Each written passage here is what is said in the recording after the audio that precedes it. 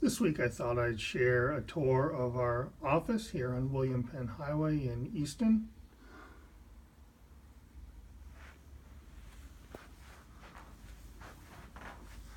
This is my desk, Command Central. Turning around through, we've got our copier printer, and then going down through the rest of the office. This is where techs pick up product that needs to be installed or delivered on these shelves.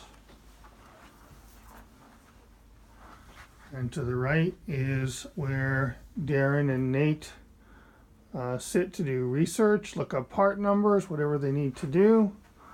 Our inventory area on the right, and literature, giveaways, marketing material on the bookshelf.